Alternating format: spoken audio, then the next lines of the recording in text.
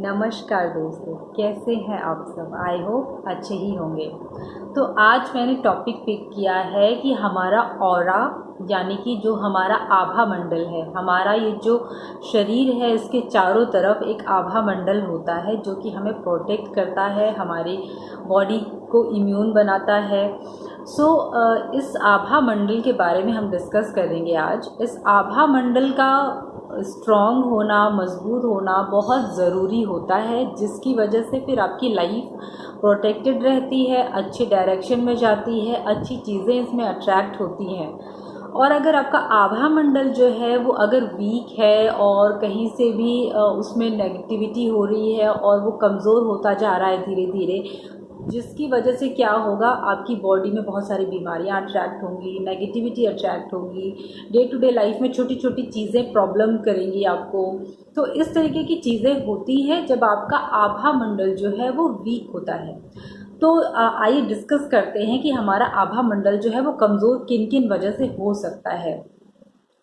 तो सबसे पहली चीज़ जो हो सकती है वो है पुअर डाइट। मतलब आप अगर अच्छा भोजन अपने शरीर को नहीं दे रहे हैं तो आपका आभा मंडल जो है धीरे धीरे कमज़ोर होने लगता है, क्योंकि जो भी आप अंदर डालेंगे वही बाहर रेडिएट होता है। तो हर चीज़ की एक फ्रीक्वेंसी होती है, हर चीज़ की एक तरंग होती है। जैसे कि अगर आप एप्पल खाते हैं, अगर आप सेब खाते हैं तो उसका एक अलग वाइब्रेशन आपकी बॉडी में जाती है, और अगर उसके बदले आप कोई फास्ट फूड खाते हैं तो उसकी एक अलग वाइब्रेशन होती है। तो आप खुद ये सोचिए कि आप दिन भर में किस तरीके का इनटेक, किस तरीके का खाना खाते हैं। कभी कभार के लिए ठीक है, ऐसा नहीं है कि आप बिल्कुल ही अपने टेस्ट को त्याग दें, लेकिन आप अपनी बॉडी का पूरा पूरा ध्यान रखते हुए कैसा डाइट अपनी बॉडी को दे रहे हैं, ये बहुत ज़रूरी चीज़ होती है आपके आभा मंडल को स्ट्रॉन्ग बनाने के लिए। कभी कभी टेस्ट के लिए ठीक है, लेकिन रेगुलर बेसिस पे आप अच्छी चीज़ें अपनी बॉडी को दीजिए, जिससे आपका मन, तन और आपका आभा मंडल सब कुछ एकदम बैलेंस में रहेगा, सुंदर बनेगा, स्ट्रॉन्ग बनेगा। तो ये तो हो गई पहली चीज़ कि हमारी डाइट कैसी है। दूसरी चीज़ हम डिस्कस करते हैं स्लीपिंग पैटर्न्स के बारे में। अगर आप रात को सही से सोते नहीं हैं तो इसकी वजह से भी आपकी आभा मंडल पे इफेक्ट पड़ सकता है। और दूसरी चीज़ ये है कि जब आप सोते वक्त अपने पास कोई इलेक्ट्रॉनिक डिवाइस जैसे कि टैबलेट, मोबाइल या फिर टीवी और लैपटॉप, इन सब चीज़ों के पास सोते हैं अपने बेड पे रख के, तो इससे भी बहुत सारी जो हार्मफुल रेडिएशंस होती हैं वो आपके आभा मंडल को कहीं ना कहीं वीक करती हैं, जिसकी वजह से फिर आपके बॉडी में बहुत सारी चीज़ें सर्कुलेट होने लगती हैं, नेगेटिव चीज़ें। तो आप रात को कोशिश करिए कि सोते वक्त ये जो भी इलेक्ट्रॉनिक डिवाइसेस हैं ये आपसे दूर रहें, आपकी बॉडी से दूर रहें, फिर आपको अच्छी नींद भी आ सकेगी। आपको अपने स्लीपिंग पैटर्न्स पे भी ध्यान रखना चाहिए। अगर आपको नींद सही से नहीं आ रही है, इसका मतलब है कि कुछ नेगेटिविटी सर्कुलेशन हो रहा है, या तो आपके थॉट्स में या तो आपके सराउंडिंग में, जिसको क्लियर करना बहुत ज़रूरी है। जिसकी वजह से अगर ये बहुत दिनों तक रहता है तो धीरे धीरे आपका आभा मंडल बहुत कमज़ोर होता जाता है। ठीक है, तो अपने स्लीपिंग पैटर्न्स यानी कि सोने के तरीके पे, सोने के टाइमिंग पे, सब चीज़ों पे आपको ध्यान रखना है। और तीसरी चीज़ हम कह सकते हैं कि अगर आपको फ्रेश एयर नहीं मिलती है, उसकी वजह से भी आपका जो है आभा मंडल काफ़ी हद तक कमज़ोर हो सकता है। फ्रेश एयर, ताज़ी हवा से मेरा मतलब है जैसे कि आप दिन भर चौबीसों घंटे अगर कमरे में बंद रहते हैं, घर के अंदर रहते हैं, तो बहुत ही संभावना है कि आपको फ्रेश एयर नहीं मिल पा रही है। तो फ्रेश एयर हमें कैसे लेनी है? कुछ समय आपको नेचर में स्पेंड करना है, कुछ समय आप किसी पार्क में चले जाइए, किसी गार्डन में चले जाइए, वहाँ पे एटलीस्ट 15 से 20 मिनट अच्छी ताज़ी हवा में खुली सांस लीजिए। एकदम मेडिटेशन नहीं करना है, कोई बात नहीं, लेकिन वहाँ पे अपना टाइम स्पेंड करिए, ग्रीनरी को देखिए, वहाँ की हरियाली को देखिए, और वहाँ पे खुली हवा में थोड़ी लंबी लंबी सांसें लीजिए, जिसकी वजह से आपके लंग्स और जो अंदर का पूरा आपका सिस्टम है वो क्लीन होता है, और इससे आप नेचर से जुड़ते भी हैं, जिसकी वजह से आपका जो ऑरा है वो स्ट्रांग होता है, आपके मैनिफेस्टेशन फास्ट होते हैं, आपकी लाइफ में पॉजिटिविटी आती है। तो ये हो गया हमारा थर्ड पॉइंट कि हमें ताज़ी हवा में कुछ समय बिताना चाहिए, पॉल्यूशन से दूर, नेचर में, ठीक है। और हमारा चौथा पॉइंट ये है कि अगर आप बहुत ज़्यादा टीवी देखते हैं, मोबाइल देखते हैं, हर वक्त गैजेट से चिपके रहते हैं, तो इससे भी आपका आभा मंडल बहुत हद तक कमज़ोर होता है। और आजकल तो ये प्रॉब्लम बच्चों में एकदम आम हो चुकी है। तो कहीं ना कहीं हमें इस चीज़ पे कंट्रोल करना पड़ेगा। अपना ये जो टीवी का देखने का टाइम है, मोबाइल देखने का टाइम है, आप इसको लिमिटेड करिए। आपको कोई भी इन्फॉर्मेशन जो भी चाहिए, आप उसके लिए एक टाइम फिक्स करिए कि मुझे इतने ही टाइम पे मोबाइल देखना है।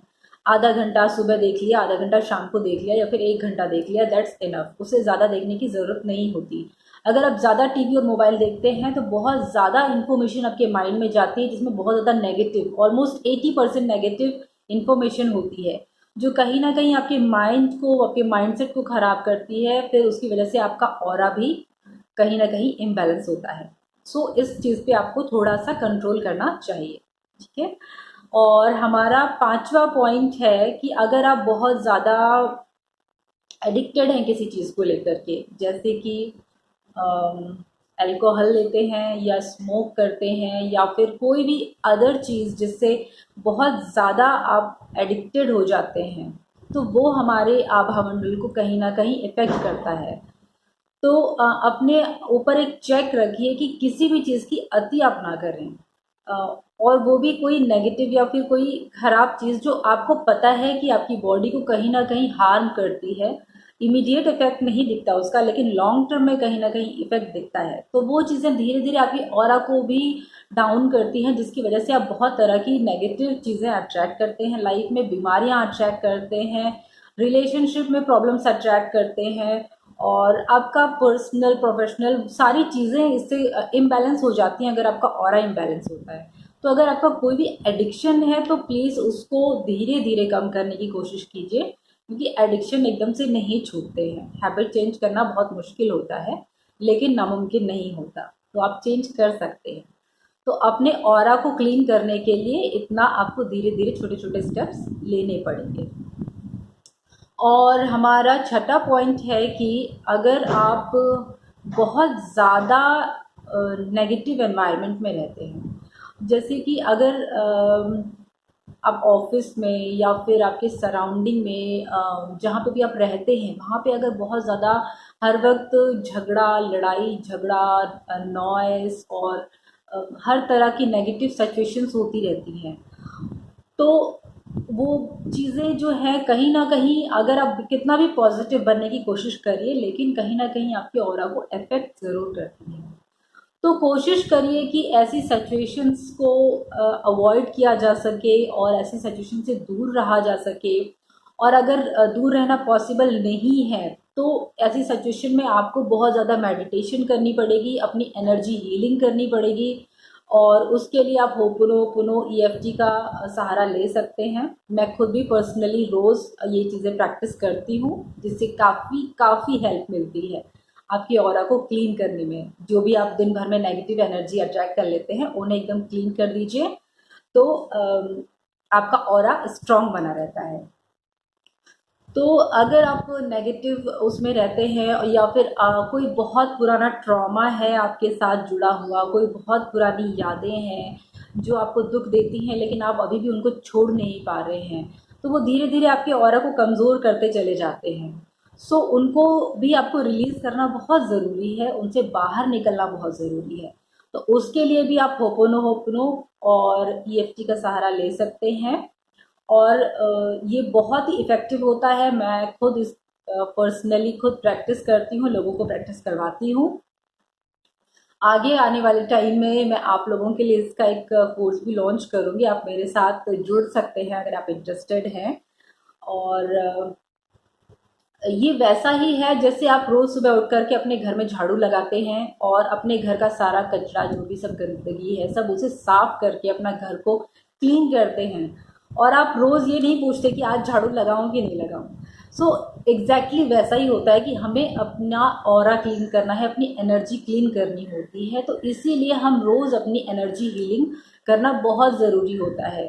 रोज़ अगर आप ऐसा करेंगे तो धीरे धीरे धीरे धीरे आपका ऑरा क्लीन होता जाएगा, प्योर होता जाएगा, और धीरे धीरे आप देखेंगे कि आप ऑटोमेटिकली नेगेटिव सिचुएशन से धीरे धीरे बाहर आ रहे हैं, आपकी सराउंडिंग भी क्लीन हो रही है, प्योर हो रही है। तो चलिए, ये थी कुछ बातें जिससे हमारा ऑरा वीक होता है, तो हमें ये सब चीज़ें अवॉइड करनी चाहिए और इनको रिप्लेस कर देना चाहिए हमें अच्छी चीज़ों से। सो आप आज से कुछ इन सब 5-6 बातों का ध्यान रखिए और अपने ऑरा को धीरे धीरे पॉजिटिविटी और स्ट्रांगनेस, स्ट्रेंथ की तरफ लेके जाइए। और मेडिटेशन का तो मैं गुणगान करती हूँ, ग्रेटिट्यूड का भी आपको इम्पोर्टेंस बता चुकी हूँ कि रोज़ आपको एटलीस्ट 5 to 10 चीज़ें ऐसी बोलनी चाहिए जिसके लिए आप शुक्रगुजार हैं ऊपर वाले के। तो ये एक आपका हैबिट बन जाएगा जिसकी वजह से आपके जो जो भी बॉडी के सेल्स हैं, आपके माइंड का जो थॉट है, वो उसका सोचने का ढंग सब कुछ बदलने लगेगा धीरे धीरे।